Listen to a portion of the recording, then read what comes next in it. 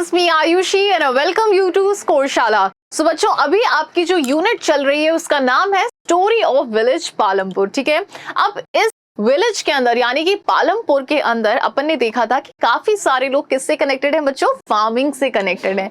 लेकिन कुछ ऐसे भी लोग हैं जो कि नॉन फार्मिंग एक्टिविटीज से कनेक्टेड हैं। अब आपको ये लग रहा होगा कि भाई नॉन फार्मिंग एक्टिविटीज क्या होती हैं, कौन कौन सी ऐसी एक्टिविटीज होती हैं जो कि नॉन फार्मिंग में इंक्लूड होती हैं। सो ये सारी की सारी चीजें अपन देखेंगे आज के इस वीडियो में। तो चलो बच्चों, इस वीडियो को अपन स्टार्ट करते हैं। Okay, so farming and non farming activities.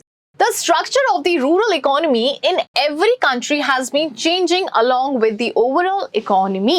देखो, हमारी इकोनॉमी के साथ साथ में यानी कि एक छोटा सा एक सिंपल वर्ड मैं यूज करती हूँ, इकोनॉमी नहीं बोलती हूँ। इकोनॉमी अगर मैं बोलूंगी तो हो सकता है आपको ऐसा लगे कि यार ये बहुत ही भारी वर्ड मैम ने फेंक के मारा है। नहीं, चलो अब ऐसा मैं बोल देती हूँ एक कंट्री। ठीक है, तो कंट्री ले लेते हैं अपन, यहाँ पे थोड़ा सा इजी कर देती हूँ आप लोगों के लिए। देखो, तो हर कंट्री जैसे जैसे डेवलप हो रही है, जैसे जैसे ग्रो कर रही है, तो उसमें क्या हो रहा है कि रूरल एरियाज का देखने का जो तरीका है वो भी बदल रहा है, साथ ही साथ जो अर्बन एरियाज हैं वो भी बदल रहे हैं। ठीक है, अभी क्योंकि यहाँ पे अपन क्या एम्फसाइज कर रहे हैं, पालमपुर एक गांव को अपन यहाँ पे एम्फसाइज कर रहे हैं, तो इसमें क्या हो रहा है कि काफी ऐसी चीजें हैं इस गांव के अंदर जो कि बहुत ज्यादा चेंज हैं। ठीक है, काफी ऐसी चीजें हैं जो कि काफी ज्यादा डेवलप हुई हैं। Alright, so the farm and non-farm sectors, the two components of the rural economy। अब देखो यहाँ पे क्या होता है बच्चों, किसी भी रूरल इकोनॉमी में या फिर किसी भी रूरल एरियाज के अंदर क्या होता है कि दो तरीके के कंपोनेंट्स देखे जाते हैं। ठीक है, दो तरीके की एक्टिविटीज देखी जाती है, इसको आप ऐसे समझ लीजिए।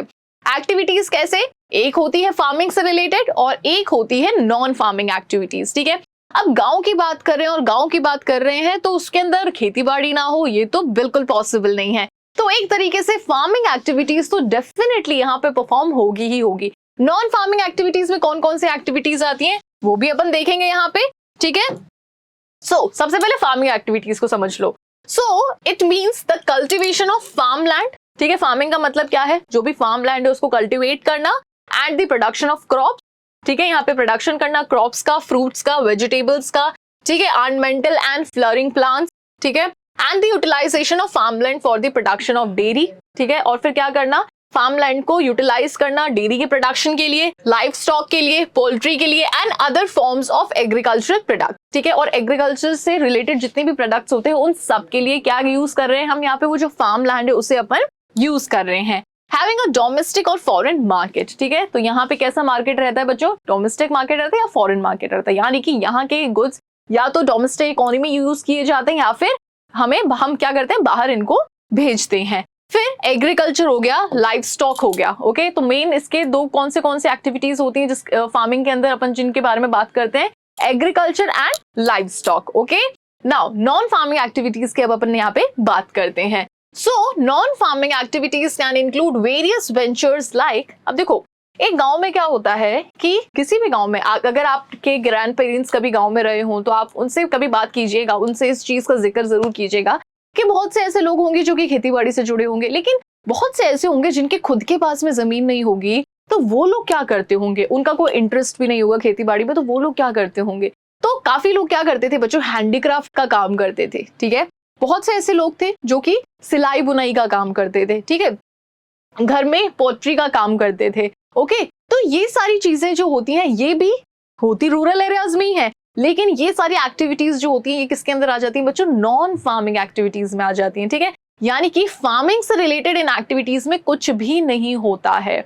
Okay, so non farming activities can include various ventures like handicraft, household as well as non household, small scale manufacturing. ठीक है, स्मॉल स्केल मैन्युफैक्चरिंग यानी का मतलब है कि जैसे काफी लोग क्या करते थे कि अपने घरों में कुछ छोटी सी अपनी ही खुद का एक बिजनेस स्टार्ट कर लेते थे, अचार बनाते थे, पापड़ बनाते थे। ठीक है, या फिर कोई घर में ही कुछ वीविंग करते थे या फिर हैंडीक्राफ्ट के ऊपर मतलब अपना सारा का सारा समय स्पेंड करते थे। तो मतलब ऐसा कुछ करके फिर उन चीजों को क्या करते थे, मार्केट में सेल आउट करते थे और उससे अपनी अर्निंग्स कमाते थे। ठीक है, सो सेल, मैन्युफैक्चरिंग, कंस्ट्रक्शन हो गया, माइनिंग हो गया, क्वालिंग हो गया, repair, transport, community services etcetera. तो ये सारी की सारी सर्विसेज फार्मिंग को अलग हटके, ठीक है, वो क्या कहलाती है, नॉन फार्मिंग कहलाती है। ठीक है, इसको आप समझोगे कैसे, देखो एक ये अपना गांव है पालमपुर। ठीक है, यहाँ पे इतने लोग फार्मिंग करते हैं, तो ये बाकी जितनी भी एक्टिविटीज होती हैं जो कि गांव में होनी चाहिए, अब भाई फार्मिंग हो रही है तो यहाँ से प्रोडक्शन दूसरे जगह भी लेके जाना पड़ेगा ना, शहर लेके जाना पड़ेगा, तो कौन लेके जाएगा, किसके थ्रू लेके जाएंगे, ट्रांसपोर्ट के थ्रू लेके जाएंगे, करेक्ट। अब क्या होगा कि भाई फार्मिंग चल रही है यहाँ पे, ठीक है, यहाँ पे लाइव स्टॉक वाला भी चल रहा है जो कि फार्मिंग एक्टिविटी के अंदर आ जाता है। तो यहाँ पे क्या होता है कि भाई दूध वगैरह जो होता है तो वो भी शहरों तक पहुंचाना होता है, तो उसके लिए भी कौन रिस्पॉन्सिबल है, ट्रांसपोर्ट रिस्पॉन्सिबल है, ठीक है। अब जैसे यहाँ पे मैन्युफैक्चरिंग हो गई, तो अब इस एक्टिविटी को भी तो कोई ना कोई परफॉर्म करेगा, तो ये सारी भी एक्टिविटीज गाँव में होती है, ठीक है। सो फार्मिंग से अलग हटके जितनी भी और एक्टिविटीज होती हैं, ये सारी एक्टिविटीज को हम किस नाम से जानते हैं बच्चों, नॉन फार्मिंग एक्टिविटीज के नाम से इन्हें हम जानते हैं, ठीक है। चलो अब यहाँ पे आगे बढ़ते हैं। स्मॉल मैन्युफैक्चरिंग, ठीक है, transport services, shopkeeping, dairy, computer centres, okay, ये सारी की सारी नॉन फार्मिंग एक्टिविटीज होती हैं, ठीक है। सो बच्चों आई होप कि आपको यहाँ पे समझ में आ गया होगा कि भाई फार्मिंग एक्टिविटीज में इंक्लूडेड क्या क्या होता है और नॉन फार्मिंग एक्टिविटीज में इंक्लूडेड क्या क्या होता है, ठीक है। हमारे इस गांव के अंदर यानी कि पालमपुर के अंदर अपन ने आज बस एंटर किया ही है, तो अपन ने सबसे पहले क्या देखा कि बहुत से ऐसे लोग हैं जो कि खेती बाड़ी से जुड़े हैं, लेकिन और भी ऐसे लोग हैं जो कि अपनी कमाई कर रहे हैं, लेकिन उनकी कमाई का जरिया क्या है, कोई दुकान चला रहा है, कोई मैन्युफैक्चरिंग कर रहा है, कोई ट्रांसपोर्ट का काम कर रहा है, कोई किसी के घर में काम कर रहा है, कोई काम कर रहा है कि मतलब कोई हाउस होल्ड वर्क कर रहा है ना, कोई मिट्टी के बर्तन बना रहा है, कोई हैंडीक्राफ्ट्स का कुछ काम कर रहा है। तो मतलब बहुत से ऐसे काम है जो कि फार्मिंग से अलग हटकर भी होते हैं, ठीक है, और इन्हीं को अपन नॉन फार्मिंग एक्टिविटीज के नाम से जानते हैं। ओके बच्चों, तो चलो अब वापस से गांव से थोड़ा सा बाहर आओ, यहाँ पे फटाफट से इस वीडियो को लाइक करो, सब्सक्राइब करो चैनल को, अपने फ्रेंड्स के साथ में